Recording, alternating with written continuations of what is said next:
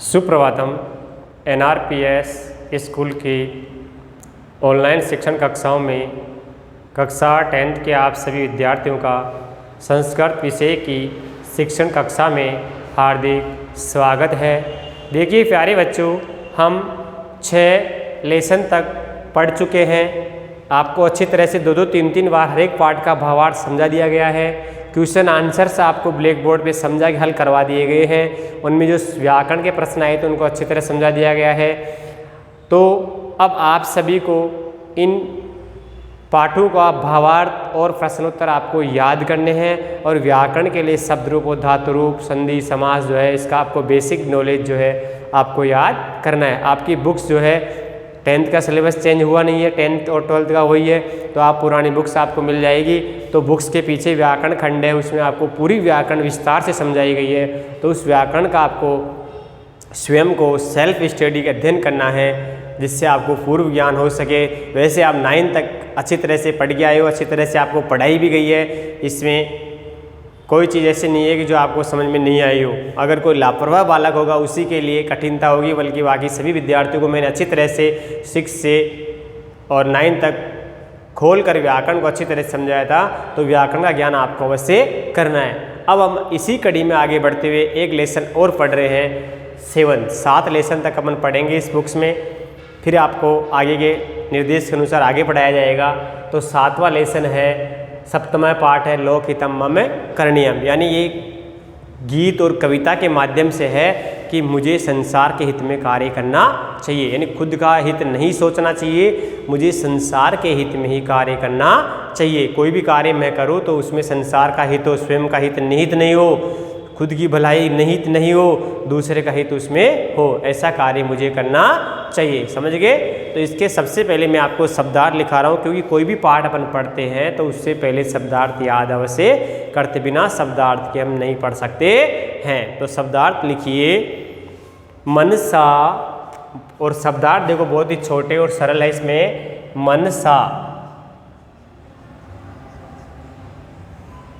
मनसा का मतलब होता है हृदय, मन के द्वारा, अतः हृदय से।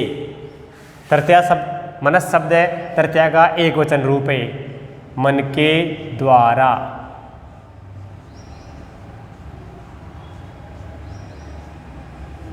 मनसा शब्द का मतलब होता है मन के द्वारा। इसके बाद है सततम, सततम शब्द का होता है निरंतर। सततम, सततम शब्द का मतलब होता है निरंतर, लगातार।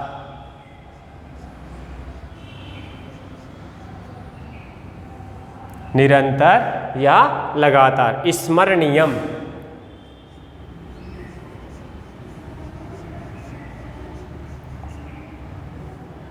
स्मरणीयम का मतलब होता है याद रखना चाहिए, स्मरण करना चाहिए।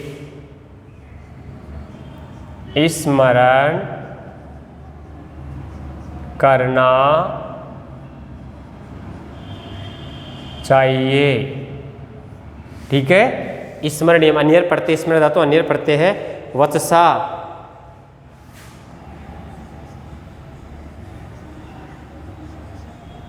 वत्सा का मतलब होता है वाणी के द्वारा।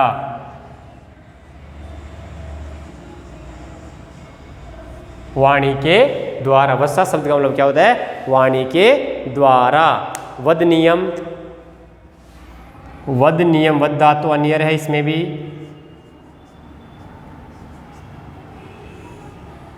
वद नियम यानी बोलना चाहिए।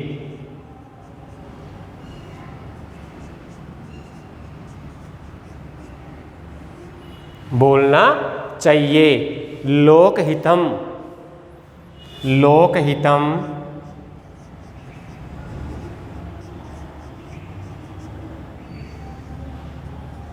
लोकहितम का मतलब है संसार के हित को। लोक यानी संसार, हित यानी हित को, संसार के हित को।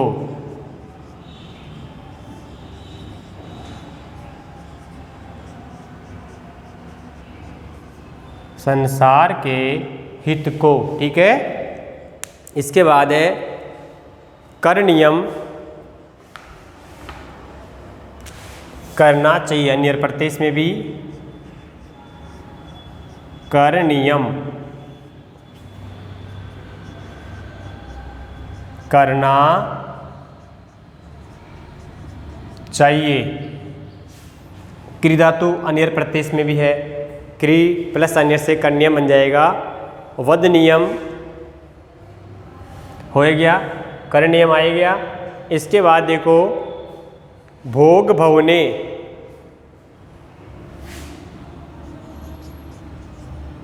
भोग भवने, भोग भवने का मतलब होता है अर्थात भौतिक संसार में,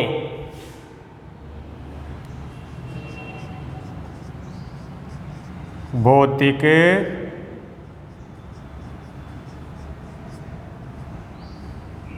संसार में, भोग भवने का मतलब होता है भौतिक संसार में। ठीक है, भोग भवने भौतिक संसार में, अहर्निशम, अहर्निशम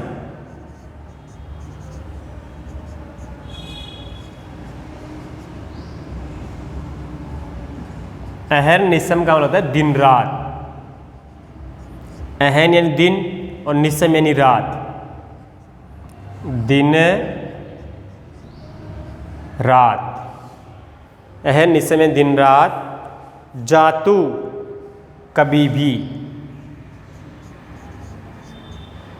जातु ये अजन धातु में अविभाज्य शब्द है, कदापि यानी कभी भी, इसके समानार्थक शब्द है कदापि, कभी भी। ठीक है, कार्य क्षेत्रे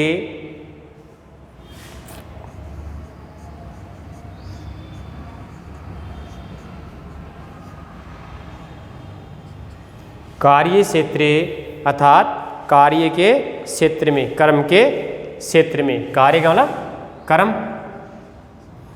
कर्म के क्षेत्र में,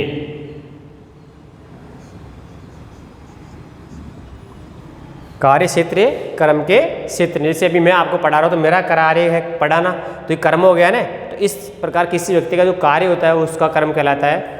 विपिने वने, विपिने वन का है ये,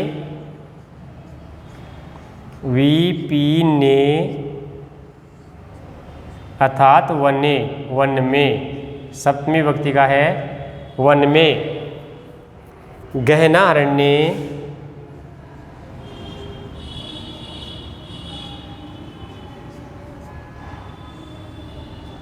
गहना अरण्य, गहना अरण्य का मतलब होता है गंभीर घने जंगल में, घने वन में, घने वन में। घना अंधकारे,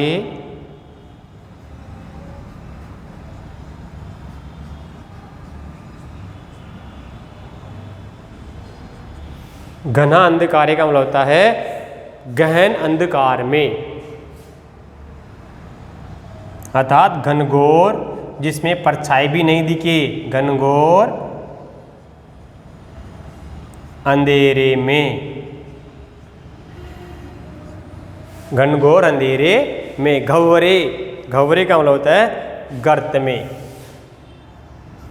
गह है में वह है, घवरे अर्थात गर्त में, गर्त या गड्ढे में, जिसको गड्ढा भी बोलते हैं गहरा।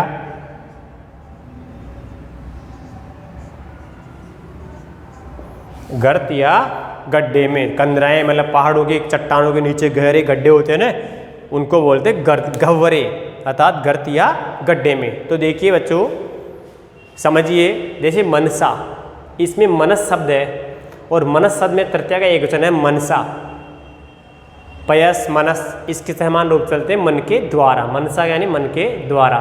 सततम निरंतर या लगातार, निरंतर या लगातार भी लिख सकते हैं, इसको लगातार भी कहते हैं, अनवरत रुके बिना, निरंतर या लगातार। स्मरणीयम, स्मर धातु अन्य प्रत्यय देखो इसमें, स्मरण करना चाहिए। वत्सा, वत्स शब्द है, वत्स तृतीया में एक वचन वत्सा बन रहा है, वाणी के द्वारा, वत्सा यानी वाणी के द्वारा। वद नियम, वद धातु अन्यर है, बोलना चाहिए, अन्यर प्रत्यय का प्रयोग चाहिए अर्थ में होता है, योग्यता के अर्थ में, तो वद नियम बोलना चाहिए।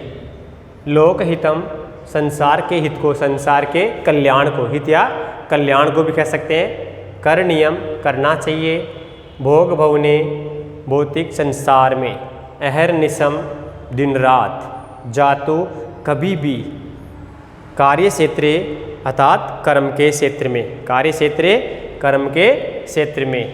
विपिने, वन में, विपिने बोलते वन को, और सप्तमी का बन रहा है विपिने वन में। गहना अरण्य, घने मन में। घना अंधकारे, घनघोर अंधेरे में। घना अंधकारे का मतलब क्या होता है, घनघोर अंधेरे में। घव्वरे, गर्त या गड्ढे में। घव्वरे का मतलब होता है गर्त या गड्ढे में, समझ गए। तो ये शब्दार्थ आपको लिखने हैं, कॉपी में भी करोगे होमवर्क में। पहले सबसे पहले पाठ का नाम डालोगे, ऊपर सप्तम पाठ है लोकहितम करणीयम, और फिर कठिन शब्दार्थ, और फिर इन शब्दों को लिखना है। जैसे 1 2 3 4 5 6 7 8 9 10 11 12 13 14 15 है, तो 7 इधर 8 इधर आ जाएंगे। एक कॉपी में दोनों तरफ लिखना है, ये नहीं एक पेज में पूरे, तो पेज खराब होता है। इससे ज़्यादा आपको एक कॉपी के, जैसे ये कॉपी है इसमें आपके आराम से 2 भाग बना लो, 7 इधर आ जाएंगे 8, यानी 7 लाइन में, तो आधे इधर करना है। ठीक है बच्चों, इस तरह आपको शब्दार्थ करनी है, नहीं कि आप एक ही तरफ पूरे लिख दिए, तो इससे आधा पेज वेस्ट होता है। छोटे छोटे शब्दार्थ आराम से सुंदर राइटिंग में आपको करना है। ठीक है, इसके बाद अब पाठ का सारा आपको समझा रहा हूँ। 60 में कहा गया कि लोकहितम करणीयम, अर्थात मुझे संसार के हित में कार्य करना चाहिए, मुझे संसार के हित में कार्य करना चाहिए। तो देखिए, इसमें व्यक्ति के हर एक पद पर, प्रत्येक पद पर व्यक्ति को अपने हित के कार्य के लिए इसमें कहा गया है। कहीं भी जाए, जंगल में जाए, अपने मित्र जो पहाड़ी रास्तों में रह रहे हैं, कठिनाइयों में जी रहे हैं, तो हमें भी वहाँ उनकी सहायता करनी चाहिए, हैं। अपने दुख की हमेशा कभी गणना नहीं करनी चाहिए कि मैं ये दुख भोग रहा हूँ। हमारे सुख को भी नहीं गिनाना चाहिए कि मैं इतने बड़े मकान में रहता हूँ, मैं ऐशो आराम के साथ रहता हूँ, इतने साधन है मेरे पास, ये मोबाइल है।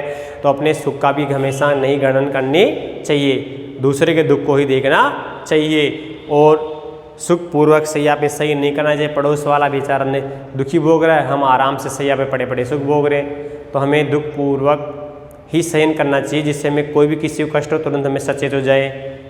और दिन रात हमें हमेशा अपने पथ पर हमें जीवन में जागृत रहना चाहिए, सचेत रहना चाहिए। कार्य हमें जो भी कार्य हमारा कर्म क्षेत्र है उसमें हमें शीघ्रता करनी चाहिए, आलस्य से कोई कार्य नहीं करना चाहिए, और हमेशा अपने सुख का मनन नहीं करना चाहिए। हमेशा संसार के हित के बारे में यथार्थ हमें सोचते रहना चाहिए। कोई भी कार्य में कठिनता से दे दे तो हमें उसको लापरवाही नहीं करनी चाहिए, उसको दृढ़ता से पूरा करना चाहिए। और ये दुख रूपी सागर है संसार, इसको हमें तैर कर पार करना चाहिए। ये संसार रूपी जंगल में कई प्रकार के भयानक कांटे आते हैं, तो हमें उसको भी देखकर नहीं घबराना चाहिए, हमें उसको भी धैर्य से पार करना चाहिए। समझ गए, इस तरह था संसार के हित में हमें कार्य करना चाहिए। अब आपको सार में है कि प्राचीन काले आभारतम आबाल वृद्धम, प्राचीन काले आभारतम आबाल वृद्धम। सभी विद्यार्थी सप्तम पाठ के अपने सार को देखो, ऊपर पुस्तक में नजर रहेगी किस शब्द का क्या उच्चारण हो रहा है, किसका क्या अर्थ हो रहा है। कि प्राचीन काले आभारतम आबाल वृद्धम च प्रसृता आसीत संस्कृत वाणी। प्राचीन काल, प्राचीन समय में आभारतम, आभारतम का मतलब होता है संपूर्ण भारत में। आभारतम इस शब्द का मतलब होता है संपूर्ण भारतवर्षम, संपूर्ण भारतवर्षम। आभारतम का मतलब संपूर्ण भारतवर्षम, यानी पूरे भारतवर्ष में। प्रसृता यानी फैली हुई थी संस्कृत वाणी, ये संस्कृत भाषा की वाणी। प्राचीन काले आभारतम आबाल वृद्धम च प्रसृता संस्कृत वाणी। अनंतरम चिरकालम यावत् उत्तरोत्तरम घटमाना इयम क्षीणा जातः अद्यत्वे पुनरियम किंचित वर्धमाना दृश्यन्ते। पुरा कदाचित् इह भारते अजस्रम वहन्ति इयम संस्कृत गंगा पुनरपि लोकहिताय देवलोकात् अवतारणीया इति धिया अनेके भगीरथः प्रयत्नवन्तः सन्ति तेन च चतुर्दिक्षु बहुकालादनन्तरं चतुर्दिक्षु संस्कृत जगति स्पंदनम स्फुरणम व अवलोक्यते। संस्कृतानुकूलस्य वातावरणस्य वर्षपर्यन्त दृश्यन्ते। बालानाम् आकर्षणं संस्कृतगीतानि अपि एकः सरल उपक्रमः। तेन संस्कृतभाषा संस्कारो अपि अनायास जन्यते। विगतेषु केषुचित् वर्षेषु नानाविधानि नवानि संस्कृतगीतानि रचितानि। पाठे अस्मिन् एव सरलया भाषया सरलया च शैल्या संस्कृतगीतमेकं प्रस्तूयते। आयान्तु पठन्तु शृण्वन्तु अभ्यसन्तु लिखन्तु अतीव सरलम सरसम च गीतम इदम। यानी गीत के रूप में, इस गीत के माध्यम से देखो संस्कृत वाणी के प्रचार प्रसार की बताया गया कि कहाँ तक संस्कृत की वाणी ये गंगा रूपी वाणी है। जिस प्रकार गंगा को भगीरथ ने लाए, राजा भगीरथ ने कठिन परिश्रम किया, तब ये पृथ्वी पर आई और फैलकर कहाँ तक पहाड़ों से निकली, कहाँ समुद्र में मिल गई। ऐसे संस्कृत रूपी जो वाणी है कहाँ से उद्भूत हुई, किस प्रकार संसार में फैली और सभी भाषाओं की जन्य होगी, सारी भाषाओं की इससे उत्पत्ति हुई और ये किस प्रकार संसार में चारों तरफ फैल गई। समझ गए? ये इसका वाचन था। अब अर्थ समझा रहा हूँ कि प्राचीन काले आ भारतम आबाल वृद्धम च प्रसृता संस्कृत वाणी। कि प्राचीन समय में आ भारतम, अभी बताया संपूर्ण भारत, प्राचीन काल में संपूर्ण भारतवर्ष में आबाल वृद्धम च प्रसृता संस्कृत वाणी, बच्चों से लेकर के आबाल यानी बच्चों से वृद्धम यानी बूढ़ों तक, बच्चों से लेकर के बूढ़ों तक संस्कृत की वाणी फैली हुई थी। अर्थात प्राचीन समय में बच्चे से लेकर बूढ़ा व्यक्ति तक भी संस्कृत भाषा को ही बोलता है, यानी मातृभाषा ही संस्कृत भाषा थी उनकी। कहने का मतलब है जो भी बात करते वो संस्कृत भाषा में ही करते थे। तो प्राचीन काल में पूरे संपूर्ण भारतवर्ष में बच्चों से लेकर बूढ़ों तक संस्कृत की वाणी फैली हुई थी। समझ गए? अनंतरम चिरकालम यावत उत्तरोत्तरम घटमाना इयम सीणा जाता। अब उसके बाद प्राचीन समय के बाद आधुनिक युग की बता रहे हैं कि उसके बाद चिरकालम लंबे समय यावत यानी बाद, लंबे समय बाद जब, उसके बाद चिरकालम लंबे समय बाद यावत यानी जब, उत्तरोत्तरम यानी धीरे धीरे, घटमाना घटती हुई, धीरे धीरे घटती हुई, इयम यानी यह क्षीणा जाता, ये वर्तमान में नष्ट होने के कगार पर पहुंच गई। इसके बाद लंबे समय तक जब ये धीरे धीरे घटती हुई अर्थात इस भाषा का प्रचार कम होता गया तो इयम क्षीणा जाता यानी ये नष्ट होने के कगार पे आ गई, बिल्कुल विलुप्त होने की स्थिति में पहुंच गई। अद्यत्वे आज भी पुनरेयम किंचित वर्धमाना दृश्यते, आज वर्तमान में ये कुछ बढ़ती हुई दिखाई देती है, फिर से जीवित होती हुई दिखाई देती है। आज वर्तमान समय में ये भाषा संस्कृत वाणी की भाषा जो है, ये संस्कृत वाणी जो है जीवित होती हुई दिखाई देती है। पूरा कदाचित यह भारते अजस्रम वहन्ति इयं संस्कृत गंगा पुनरपि लोकहिताय देवलोकात् अवतरणीया इति धिया अनेके भगीरथा प्रयत्नवन्तः सन्ति।